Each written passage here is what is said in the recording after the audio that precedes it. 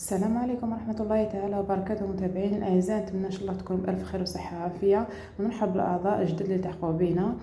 نقول لهم القناة قناتكم. اليوم جيتكم في هذه الفيديو باش نشارك معكم وصفة لوبيا ماشتو على طريقتي، واسمحوا لي أنه راح نطيب مباشرة لأنه هذا وين دخلت من الخدمة تاعي. راني شوية روطار يعني، وكما على بالكم دوك المغرب بنقص هكذا. لوبيا ماشتو نقيتها رابيدمون، درتها راهي تغلى. نقشر معكم هكذا زوج بصلات، يعني هما صغار شويه كما على بالكم. كامل لوبيا ماشتو تحب البصل والطوماطيش، وانا عندي الاولاد تاوعي ما ياكلوش لوبيا ماشتو، يعني ندير لهم فيها البطاطا باش يلقاو واش ياكلوا. ومامطو تجي زكيه شويه اللي عنده عائله كبيره. هنايا البصل تاعي طريحه سكرفجو هنايا، ومن بعد وليت ديسيديت قلت نقطعوه خير. وسمحوا لي على الحس حبيباتي لانه راني في العمل وجيت ندير معكم المونتاج في الدار، ما عنديش الوقت. العشيه ان شاء الله نروح لدارنا نضيف، يعني ما كاش كامل الوقت. هكذا نقطع البصل تاعي، وكي نكون مزروبه نحب ندير كلش على فوا، يعني على مره، ونخليهم يتقلاو ماشي مشكل.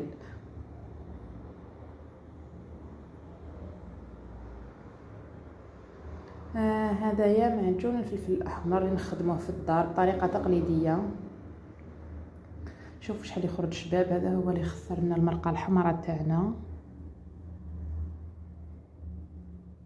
ومن بعد نشارك معكم واحد لا فيديو نوريكم كيفاش نخدموه. هنايا نكمل نقطع البصل تاعي بهذه الطريقه، نقطع رقيق لانه اصلا الزوج تاعي ما يحبش البصل يكون كبير. انا بعد ما كملت قطعته نجي نوصل هذيك الطوماطيش تاعي مع الفلفل ونسكرفج هذيك الطوماطيش، ندير نص حبه تاع فلفل لانه حار فقط البنه، يعني هذا النص تاع الفلفل الحار يعطيها بنه ولا اروع.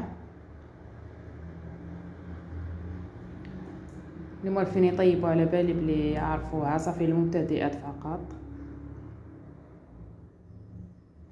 وكل وحده وطريقتها في الطبخ، وكل وحده والذوق تاعها.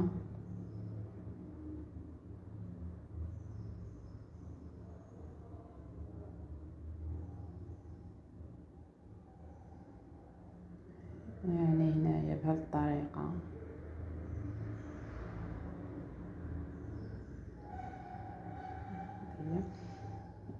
هنا بعد ما كملت هذيك الطوماطيش سكرفجتها، هنا اللوبيا تاعي راهي تغلى قريب طيب،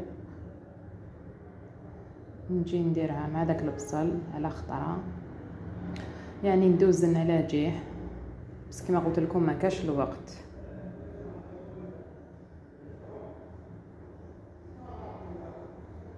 بالنسبه لي زيبيس انايا ما نديرش بزاف، يعني فقط شويه قرفه وشويه فلفل اسود.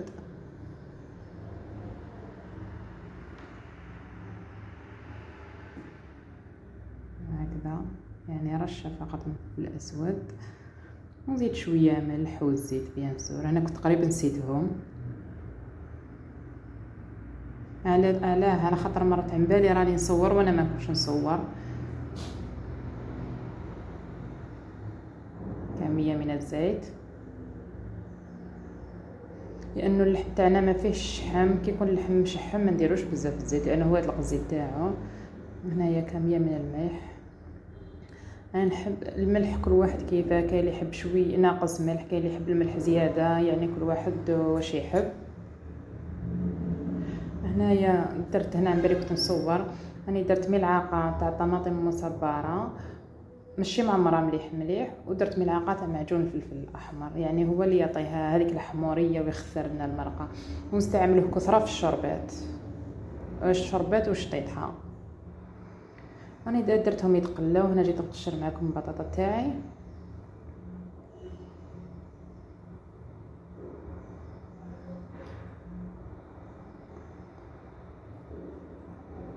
راح نكمل نقشر هذيك البطاطا، يعني هنا راهم حبيبات صغيورين برك، انا نحب البطاطا نحبها تكون كبيره يعني تساعدني نقشرها رابيد. وهذاك البصل راهو يتقلى حتى يتجانسوا كامل هذوك المكونات.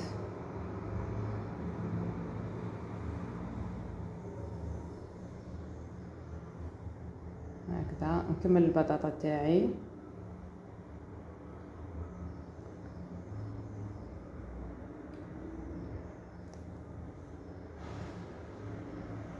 هنا بعد ما كملت البطاطا تاعي هذاك البصل تقلى تجانسو كمكونات، نجي ندير هذاك اللحم تاعي نزيد نخليها تزيد تقلى شويه قبل ما نمرق. هنايا البطاطا تاعي نجي نغسلها مليح ونقطعها. هنايا بعد ما تقلى شوفوا ديك المريقه الحمراء، الله الله.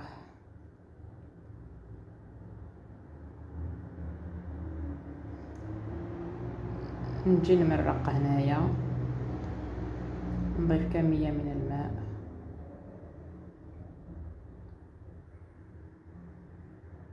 هكذا بهذا الشكل، لانه راح نضيف فيه هذيك البطاطا، راح ندير فيها هذيك اللوبيا ايضا من فوق. من بعد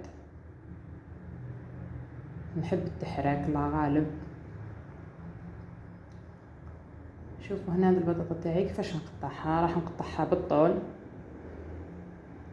على خاطر اللوبيا ماشطو جايه طويله.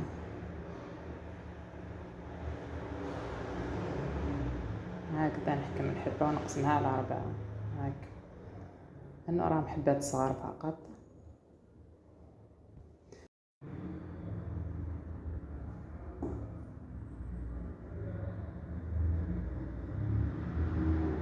وسمحوا لي الا كان طولت عليكم شويه هذا الفيديو، بس حبيت نشارك معكم كلش بالتفصيل.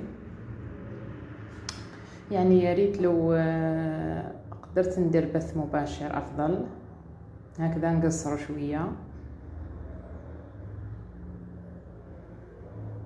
راح نكمل نقطع بقيه البطاطا تاعي، نرجع لكم هي بهذا الشكل.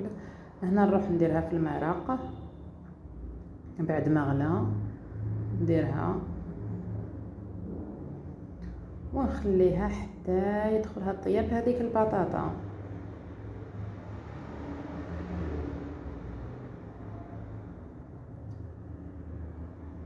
هنا بعد ما البطاطا تاعي دخلها الطياب نجي نحو هذاك اللحم تاعنا،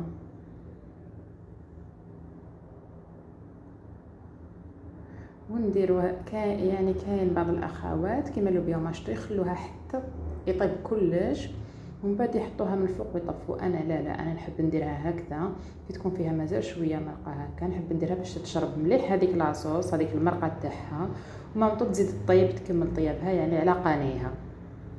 صدقوني تجيب لنا ولا اروع. هكذا نزيد ندير لها هذاك اللحم من الفوق باش تزيد يكمل يطلق البنه تاعو. وهنايا بعد ما طابت وتجمرت هذا هو الشكل النهائي. نتمنى ان شاء الله الفيديو تكون نالت اعجابكم. ما تنسونيش باشتراك وتفعيل الجرس ليصلكم كل جديد. مع السلامه حبيباتي.